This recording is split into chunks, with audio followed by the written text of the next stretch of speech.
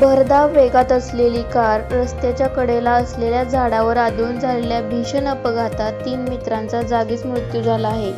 हा अपघात मध्य प्रदेशमधील भोपाळ-इंदूर महामार्गावरील भैसाखेडी परिसरात झाला.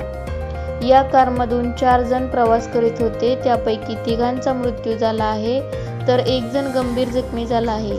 या अपघात प्रकरणी पोलिसांनी पुढील तपास सुरू केला आहे. हे 4घे मित्र ज्या हुंदाई वेन्यू कारमधून जात होते ती कार भरधाव वेगात होती आणि चालकाचं नियंत्रण सुटून ती रस्त्यावरून घसरून कडेला असलेल्या झाडावर आदळली, अशी माहिती प्राथमिक तपासातून समोर आली आहे. हा अपघात एवढा भीषण होता की त्यामध्ये कारचा पूर्ण चेंदामेंदा झाला.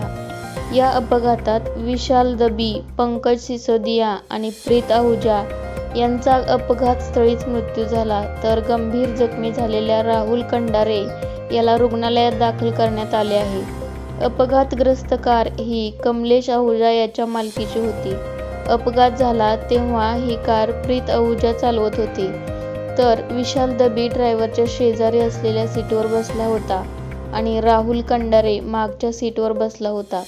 4ही मित्र गुरुवारी रात्री सिहोर येथील एका ढाब्यावर जेवण करण्यासाठी गेले होते. सिहोर येथून भोपाळ येथे परतत असताना हा अपघात झाला. या अपघातात मृत्युमुखी पडलेल्यांपैकी विशाल दही हा कपड्याच्या दुकानात काम करत होते तर पंकज सिसोदिया मेकॅनिक होता. प्रीत आहुजा यांचं स्वतःचं कपड्याचं दुकान होतं तर जखमी राहुल कंडारे सुद्धा कपड्यांच्या दुकानात काम करतो.